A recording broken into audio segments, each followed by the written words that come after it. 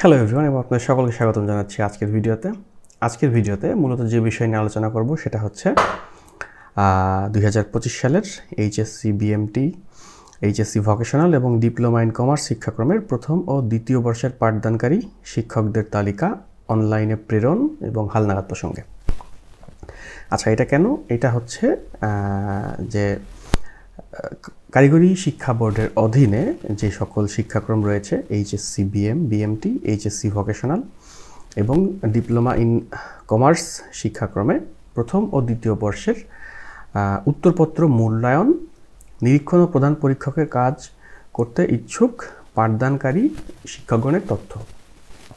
আচ্ছা, এটা কেন লাগবে? এটা লাগবে হচ্ছে যে যারা বোর্ডের খাতা দেখতে চায় আর কি। তো আপনারা জেনে থাকবেন, যারা কারিগরি শিক্ষা বোর্ডের অন্তর্গত আছেন, কারিগরি শিক্ষা বোর্ডের এইচএসসি বিএম শাখায় বা অন্যান্য যে সকল কারিকুলামের কথা বলা হলো প্রত্যেকটাতেই প্রথম বর্ষের খাতাও বোর্ড পরীক্ষার মাধ্যমে হয়। এটা বোর্ডে যায় এবং খাতা বিভিন্ন পরীক্ষকরা দেখে থাকেন। তো তাদের তথ্য এন্ট্রি এবং হালনাগাদের বিষয়ে আজকে বলবো।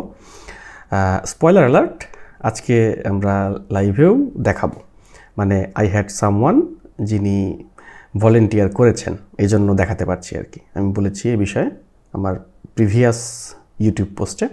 তো যাই হোক, এটা মূলত গুরুত্বপূর্ণ হচ্ছে যারা নতুন শিক্ষক আছেন এবং এখনও অনলাইনে তথ্য এন্ট্রি করেননি কিন্তু খাতা দেখতে চান, তাদের জন্য এটা খুবই গুরুত্বপূর্ণ। কারণ এই লিস্টে আপনার নাম না থাকলে আপনি বোর্ড খাতা দেখতে পারবেন না। আর যারা পুরাতন রয়েছেন তাদের যদি কোনো কারণে কোনো তথ্য হালনাগাদ করতে হয়, সেটি এর মাধ্যমে করতে হবে। আচ্ছা, এখন এটি করার জন্য যেই আর কি স্টেপগুলা নিতে হবে সেগুলো আমরা এখন দেখব। তো দেখেন, এখানে লেখা রয়েছে যে কারিগরি শিক্ষা বোর্ডের ওয়েবসাইট bteb.gov.bd ইনস্টিটিউট কর্নারে ইউজার আইডি পাসওয়ার্ড দিয়ে আর কি লগ ইন করতে হবে, সেটা আমরা দেখব। তো তার আগে আমরা বিশেষ নির্দেশাবলী দেখে নিই। যে কোনো শিক্ষকের একাধিক প্রতিষ্ঠান হতে বা একাধিকবার তথ্য এন্ট্রি করার প্রয়োজন নেই। প্রতিষ্ঠান প্রধান সকল তথ্য নিশ্চিত হয়ে তবেই চূড়ান্তভাবে উক্ত কাজ সম্পাদন করবেন। অর্থাৎ এটা প্রতিষ্ঠান প্রধান যিনি আছেন তিনি এই কাজটি করবেন। এন্ট্রিকৃত তথ্য প্রতিষ্ঠান প্রধান নিজ দায়িত্ব দিয়েছেন মর্মে প্রতীয়মান হবে এবং এটা যেন ভুল না হয়। আর সর্বশেষে যখন সিলেক্টেড হবেন তখন প্রতিষ্ঠানের প্যাডে একটা প্রত্যয়নপত্র দাখিল করতে হবে। আচ্ছা, তো আমরা অনেক কথা বললাম, আমরা সরাসরি অ্যাকশনে চলে যাই। আমরা প্রথমেই যাব bteb.gov.bd, বাংলাদেশ কারিগরি শিক্ষা বোর্ডের ওয়েবসাইটে। একটু নিচে আসলে আমরা দেখব যে আছে ইনস্টিটিউট কর্নার। আপনার আইডি এবং পাসওয়ার্ড দিয়ে লগ ইন করতে হবে। তো আপনি লগ ইন করার পরে এরকম একটা স্ক্রিন আপনার সামনে আসবে। এখানে আপনার যেই ইনস্টিটিউট নেম আছে এইটা আর কি ব্লার করা থাকবে, মানে এটা ইনঅ্যাক্টিভ হয়ে থাকবে, অর্থাৎ এটা পরিবর্তন করা যাবে না। এখানে আর যেগুলো আছে সেগুলো পরিবর্তন করতে হবে। তো প্রথমেই আসি যে কারিকুলাম, এখানে সিলেক্ট করতে হবে আপনি যেই কারিকুলামের হন। যেই কারিকুলামগুলো দেখা গেল যে ডিপ্লোমা, বিজনেস ম্যানেজমেন্ট, বিএমটি বা হোয়াট এভার, ঠিক আছে, এগুলো দিতে হবে। এরপরে ইনস্টিটিউট টাইপের মধ্যে রয়েছে যে এটা কি এমপিও, নন এমপিও বা এই ধরনের অপশন রয়েছে, সেই অ্যাটাচড কিনা সেটাও দিতে হবে।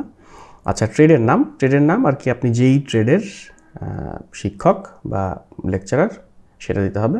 এরপরে টিচার নেমে আপনার নামটা নির্ভুলভাবে লিখতে হবে। ডেজিগনেশন, এটা একটা ড্রপডাউন মেনু, এখান থেকে আপনি সিলেক্ট করে নেবেন যে আপনার পদবিটা কোনটা। টিচার স্ট্যাটাস এমপিও হয়েছে কিনা।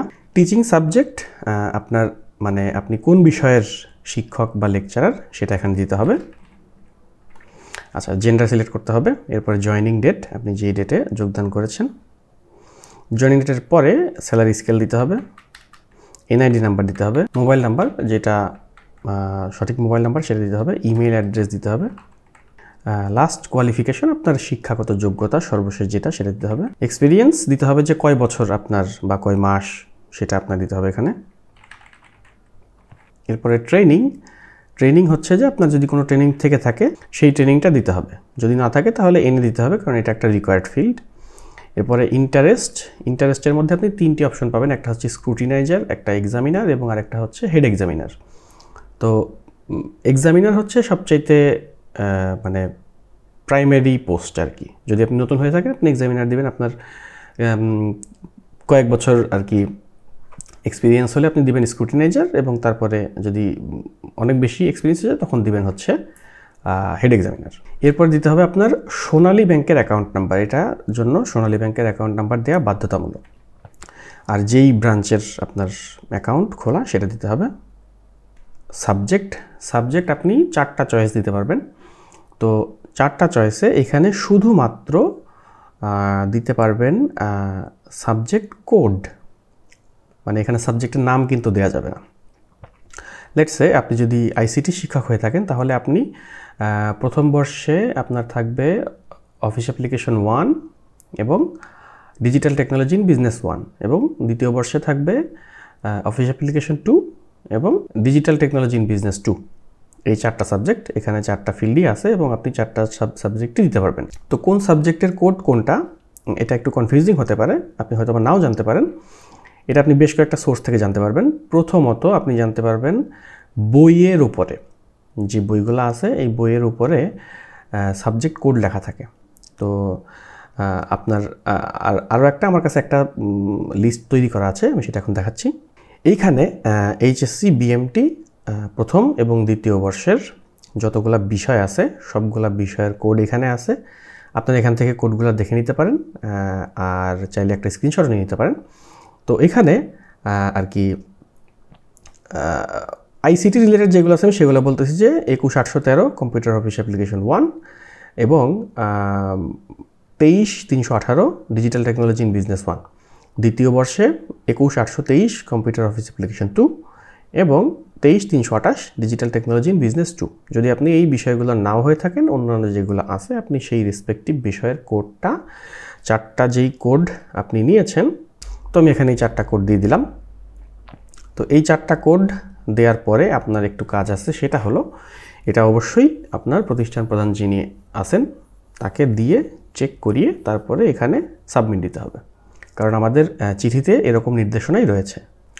তো আপনার সাবমিট করা হয়ে যাওয়ার পরে এটা তার পরের উইন্ডো, এখানে যে স্ক্রিনশটটা দেখতে পাচ্ছেন এখানে যেই প্রতিষ্ঠান প্রধান যিনি আছেন তিনি সাবমিট করার পরে এটা এখানে আসছে যে টিচার ইনফরমেশন সেভ সাকসেসফুলি।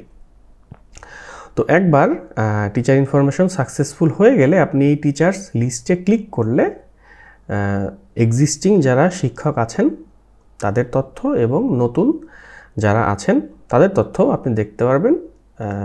সবচেয়ে শেষে গিয়ে তাদের তথ্য দেখতে পারবেন এবং এখান থেকে আপনি কোন কোন বিষয়ের উপরে রেজিস্ট্রেশন করেছেন, নাম, তারপরে institute type, designation, qualification, mobile number, email address সব কিছু এখান থেকে দেখতে পারবেন। তো আশা করছি আপনারা যদি এখনও এটি না করে থাকেন তারা অবশ্যই এটি দ্রুত করে ফেলবেন, এবং আই হোপ যে এই ভিডিওটি আজকে আপনাদের জন্য হেল্পফুল হবে। তো ভিডিওটি এই পর্যন্ত দেখার জন্য ধন্যবাদ, এবং আপনাদেরকে একটা ছোট্ট স্পয়লার অ্যালার্ট দিয়ে দিই যে আইসিটি 452 কোডের ভিডিও দেওয়ার কথা ছিল, যেটা আপনি এই ভিডিওটি দেখবেন খুব সম্ভবত 11 তারিখে এবং 15 তারিখে ভিডিও পেয়ে যাবেন, এবং এরপর থেকে রেগুলারই ভিডিও আপলোড হতে থাকবে। তো ততক্ষণ পর্যন্ত সকলেই ভালো থাকবেন।